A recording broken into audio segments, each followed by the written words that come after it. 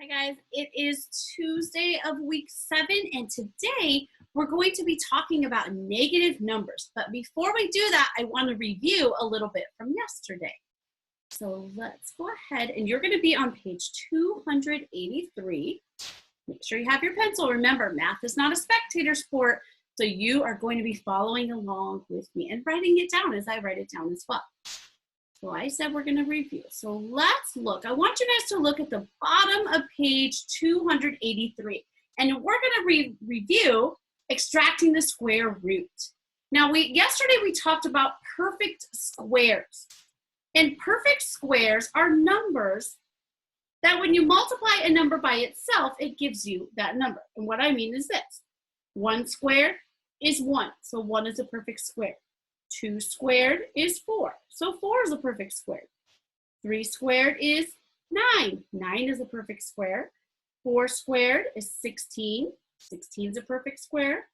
5 squared is 25. 25 is a perfect square. 6 squared is 36. 7 squared is 49. Let's see if I can move down here a little bit. 8 squared is 64. 9 squared is 81, 10 squared is 100, 11 squared is 121, and 12 squared is 144. Now we could go higher, but those are all the way through 12 squares, your perfect squares. So the numbers, let me use a different color, the numbers 1, 4, 9, 16, 25, 36, 49, 64, 81, 100, 121, and 144 are perfect squares. Now, when we're extracting square roots, we want to find if there's a perfect square to make our work a little bit easier, right? So let's look at 3a. And the question is the square root of 81. Well, what is the square root of 81? Or what number times itself will give you 81? Look at what we've just written. It is 9 because 9 times 9 is 81.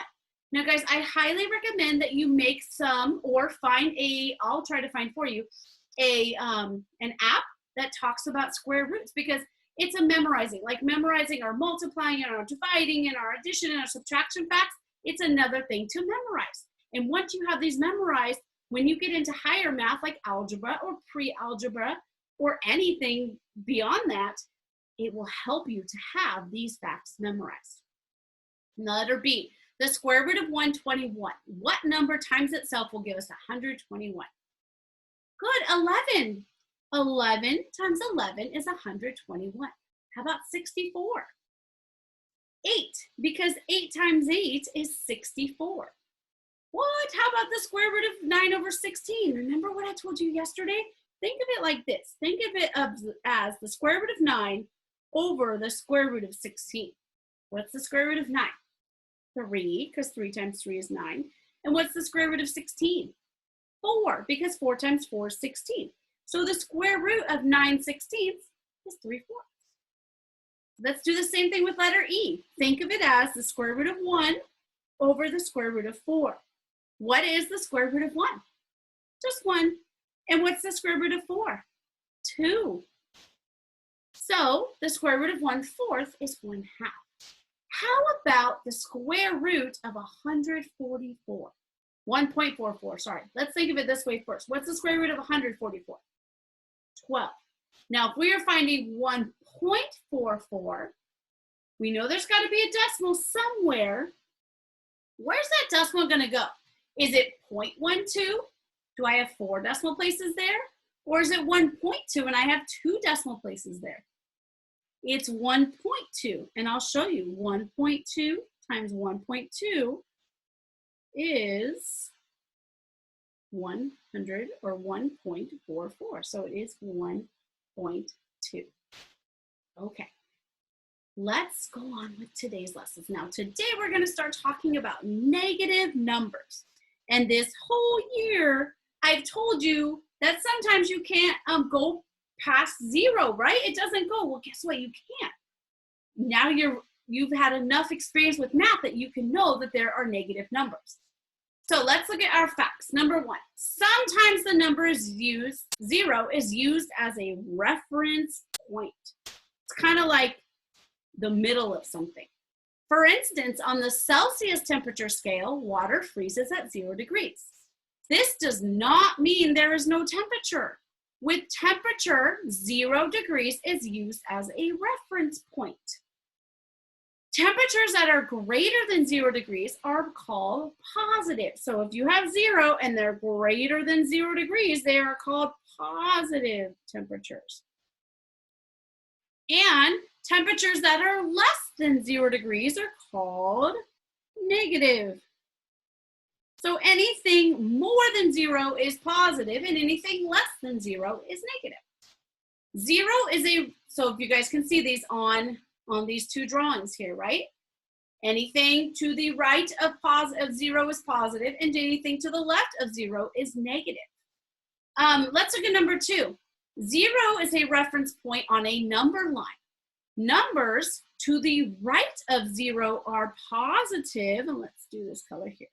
So we have positive. Numbers to the right of 0 are positive, and numbers to the left of 0 are negative. So to the right of 0 are positive, and to the left of 0 are negative. Number 3, the -7 is read -7. 2 is read as +2 or just 2. So whenever we say normal numbers, we know that those are positive. It is not necessary to use the positive sign before a positive number. We don't have to write it. But it's necessary to put the negative sign in front of a negative number. To compare numbers on a number line, the number to the left is less than the number to the right. And I want to show you guys, and I know there's a number line up there, but this is what you can do. Let's say you're comparing numbers. What you can always do is just do a real quick number line. Put 0 as the middle, and I tend to go to 10 on both sides. So 1, 2, 3, 4, 5, 6, 7, 8, 9, 10. And then I number them 1, 2, 3. And I want you guys writing these on your paper too. And then 9, 8, 7, 6, 5, 4, 3, 2, 1. So -1, -2. Remember, you got to put a negative sign in front of those numbers. Okay. So what we've just learned is that when you're comparing two numbers, the number all the way over to the left is the lower number, or the less number, less left, less left, less left. Okay? We're comparing -4 and -2. So let's look here. We're going to compare it. I don't want to use yellow. -4 and -2. -4 is here and -2 is here. What number is to the left? The number to the most left. -4. So guess what? -4 is less than -2. Mind blown, right? Because with regular numbers, 4 is more than 2, but with negative numbers, -4 would be less than -2 because it is further left on a number line. Let's look at a 3 and -1. Well, here's +3 and here is -1. Which one is less? -1. So 3 is greater than -1. Very helpful to have a number line. 0 and -2. Here's 0, here's -2. Which one is greater? 0. So 0 is greater than -2 because -2 is further left on the number line. Cool, huh? It's a cool thing to see. Okay, read each thermometer. All these temperatures are negative temperatures. Oh my goodness. So if you live somewhere where it's really cold, you're not going to live. Maybe sometime in your life you live somewhere where it's really cold. Here it's really hot, right? It doesn't get too cold. We have what's called temperate. Not too hot, not too cold. Let's look at letter A. I have a thermometer.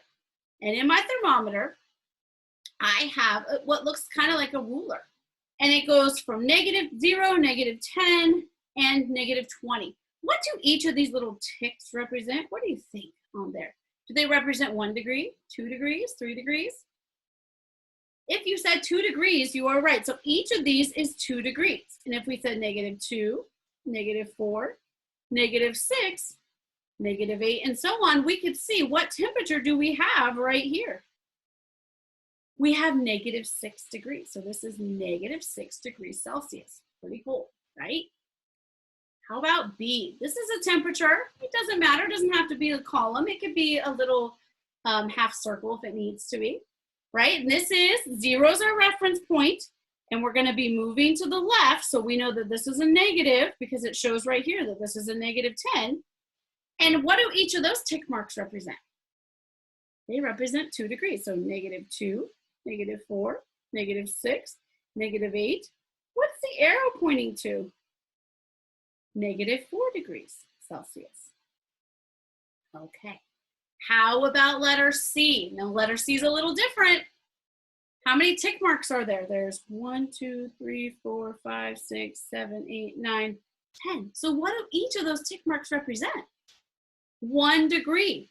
And if we start at 0 and we go to the left, it's -1, -2, -3, -4, -5, -6, -7, -8, -9, and they've already written -10.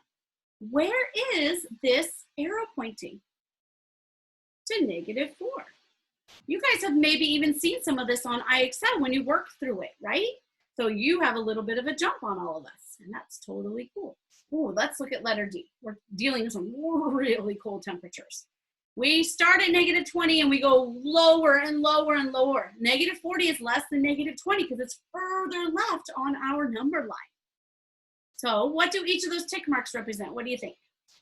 If you said 2, you are right. So this is -32, -34, -36, -38. So what degrees does this read? -38 degrees. Now don't forget to put your negative sign. If you don't, what you're saying, it's 38 degrees, and that's a lot hotter than -38 degrees. Okay, let's look at number 2.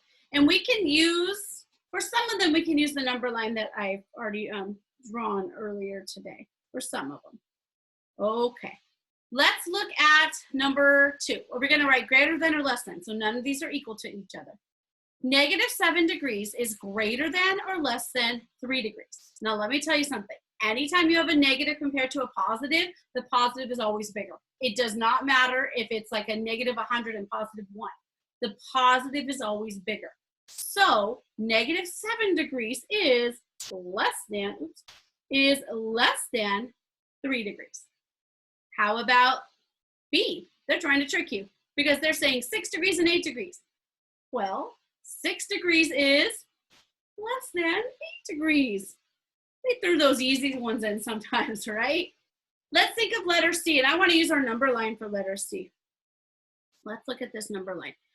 I'm going to put little dots where they're at. We're comparing 0 and -5.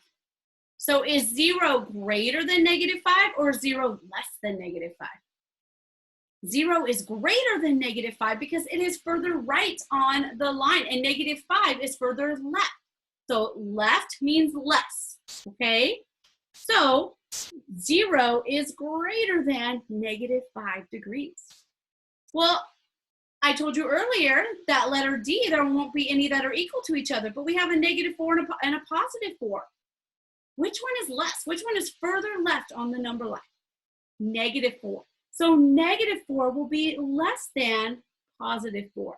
Okay, it's that time. I want you to pause and do E through H and then come back and check. Okay, E, 15 is greater than 12. F, 0 is greater than -1. G, -20 is less than -19. It's kind of a weird thing to think about, that a number that we've always been taught is less than, like 19 was usually less than 20, right? But when we're dealing with negatives, -20 is less than -19. And then letter H, 41 is greater than -80. Okay, guys, so it's a little bit of a short lesson today, and that's totally okay. I'm going to give you your assignment for tonight. I'd like you to work on it and then go ahead and put the answers in Google Classroom. So tonight, your assignment is, I don't think you can see all of it, 4A and B. Okay, so we're going to write it here. It's your assignment is page 284 numbers 4, A and B, and 7, C through H. You're going to do great. It's nothing that you haven't seen before. Please remember with F, it's not 5 times 5. Your answer is not 25. It is 5 times 5 times 5 times 5 times 5, and you got to work that out. Okay? With letter C, 11 3/4%, you have a fractional percent of 11 3/4 to a decimal percent. What's 3/4 written as a decimal? 0.75. Then you have to change it to a decimal. So it means you got to move it twice, which equals 0.1175. And then you're going to multiply it by that guy right there. Okay, guys, you're going to do great, and I will see you tomorrow. Goodbye.